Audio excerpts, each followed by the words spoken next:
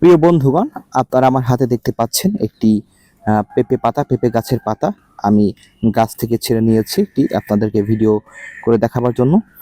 পেঁপে পাতার শেপগুলো দেখেন, এখানে কিন্তু দ্বিবীজপত্রী উদ্ভিদ, সেই কারণে এখানে কিন্তু জালিকা শিরা বিন্যাস রয়েছে। পাতার মধ্যে কিন্তু আসলে অনেক জালিকার মতো রয়েছে, জালিকা শিরা বিন্যাস।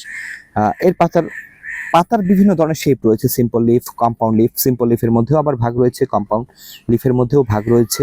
সিম্পল লিফে আপনার হচ্ছে কম্পাউন্ড লিফে এরকম ভাগ ভাগ থাকবে অনেকগুলো, সিম্পল লিফে থাকবে না। একটা পাতা, তার মধ্যে অনেকগুলো অংশ থাকবে, সেটি অন্য আলোচনা বিষয়, সেদিকে আমি যাব না। তবে পেঁপে পাতা নিয়ে আসবার কারণ হচ্ছে আমরা নিশ্চয়ই জানি যে যারা ডেঙ্গু রোগী রয়েছেন তাদেরকে ডাক্তাররা পেঁপে পাতার রস খাবার পরামর্শ দেন। পেঁপে পাতার কে জুস বানিয়ে সেই রসটিকে খাওয়ালে তাদের প্লাটিলেটের পরিমাণ বৃদ্ধি পায়, আশা করা যায় বৃদ্ধি পায়। আপনারা জানেন যে ডেঙ্গু যাদের হয় তাদের প্লাটিলেট খুব দ্রুত সময়ের মধ্যে, খুব অল্প সময়ের মধ্যে অনেক পরিমাণে কমে যায়।